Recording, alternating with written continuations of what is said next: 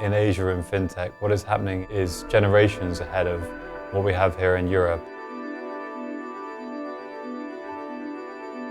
The companies are absolutely fascinating and dwarf in size most of the fintech companies that are here in Europe. When I think of companies like Ping An and Alipay, just how many people use them, the volume of transactions that go through them each year is completely remarkable.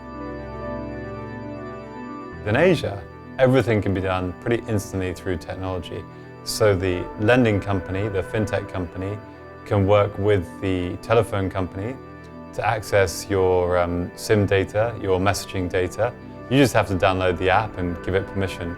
It'll then read all your messages, understand if your bank's been texting you, and if your bank has been texting you, it can then just read off the balance of how much you have or how much you owe. It, of course, automatically enables them to see on your social networks who you're friends with, and then it should know whether your friends are good people who pay back their money as well, or whether they're completely unreliable, and make assumptions of you through that. In Europe, you might think, oh my goodness, how scary is that? But why not allow people to use that data to make your life better and easier and simpler? The European and UK financial services infrastructure have been pretty much the same for centuries. Whereas in China, technology gave people the opportunity to have access to financial services that they otherwise would never have had.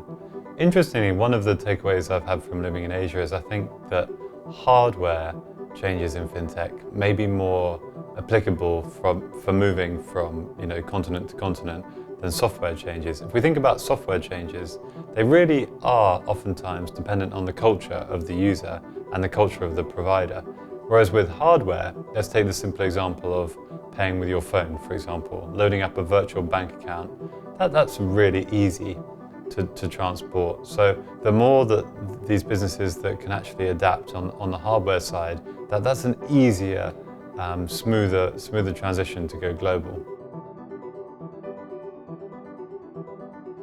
The better we do in terms of creation of product, the more that consumers are going to buy, and the better we will do as a result. So whether it's about product or about the level of service and the level of engagement, all firms, new or established, incumbent or upstart, need to think about how they're going to get to the client, how they're going to interact with the client, what those service methods are going to be.